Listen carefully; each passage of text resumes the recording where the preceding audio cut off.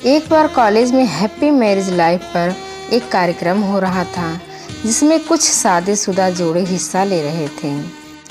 College के professor ने कहा, चलो पहले गेम खेलते हैं, उसके बाद अपने विषय पर बात करेंगे। सभी खुश हो गए और सभी पूछने लगे, कौन सा गेम है सर? प्रोफेसर ने एक विवाहित लड़की को खड़ा किया और कहा कि तुम ब्लैक बोर्ड पर ऐसे 25-30 लोगों के नाम लिखो जो तुम्हें सबसे अधिक प्यारे हों। लड़की ने पहले तो अपने परिवार के लोगों के नाम लिखे, फिर अपने सगे संबंधी, दोस्तों, पड़ोसी और सहकर्मियों के नाम लिख दिए। अब प्रोफेसर ने उस लड़के से कहा, उसमें से कोई भी कम पसंद वाले 5 नाम को मिटा दो। लड़की ने अपने सहकर्मियों के नाम मिटा दिए। तब प्रोफेसर ने 5 नाम मिटाने को और कहा। लड़की ने थोड़ा सोच समझकर अपने पड़ोसियों के नाम मिटा दिए। अब प्रोफेसर ने 10 नाम मिटाने को कहा। लड़की ने अपने सगे संबंधी और दोस्तों के नाम मिटा दिए। अब बोर्ड पर सिर्फ 4 नाम बचे थे, जो उसके मम्मी, पापा, पति और बच्चे का नाम था। अब प्रोफेसर ने कहा, इसमें से 2 नाम और मिटा दो।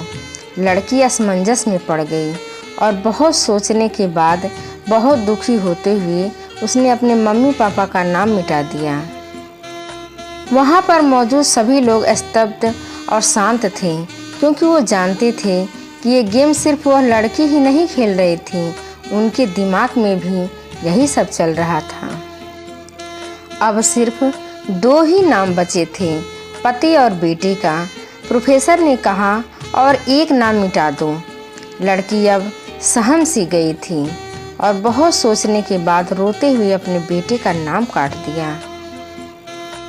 प्रोफेसर ने उस लड़की से कहा, तुम अपनी जगह पर जाकर बैठ जाओ, और सभी की तरफ बड़ी ही गौर से देखा और पूछा, क्या कोई बता सकता है कि ऐसा क्यों हुआ कि सिर्फ पति का नाम ही बोर्ड पर रह गया है? कोई जवाब नहीं दे पाया, सभी मुंह लटका कर बैठे थे। प्रोफेसर ने फिर उस लड़की को खड़ा किया और पूछा, ऐसा क्यों किया?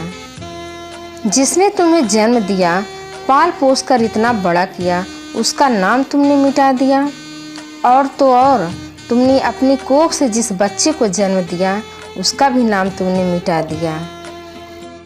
तब लड़की ने बड़ी ही गंभीरता और शालीनता से जवाब दिया कि अब मम्मी पापा बूढ़े हो चुके हैं, कुछ साल के बाद वो मुझे छोड़कर इस दुनिया से चले जाएंगे। मेरा बेटा अब बड़ा हो गया है, तो ज़रूरी नहीं कि वो शादी करके मेरे साथ ही रहे, लेकिन मेरे पति जब तक मेरी जान में जान है, तब तक मेरा आधा शरीर बन के मेरे साथ रहेंगे और मेरा साथ निभाएंगे। इसलिए मेरे लिए सबसे अजीज़ मेरे पति हैं।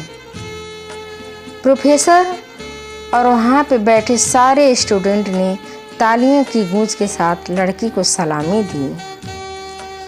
प्रोफेसर ने कहा, तुमने बिल्कुल सही कहा कि तुम और सभी के बिना रह सकती हो, पर अपने आधे अंग अर्थात अपने पति के बिना नहीं रह सकती। और दुनिया की सबसे बड़ी सच्चाई, हर इंसान का अपना जीवन साथी ही सबसे ज़्यादा अजीज होता है। वीडियो पसंद आए तो लाइक, कमेंट, सब्सक्राइब जरूर करें।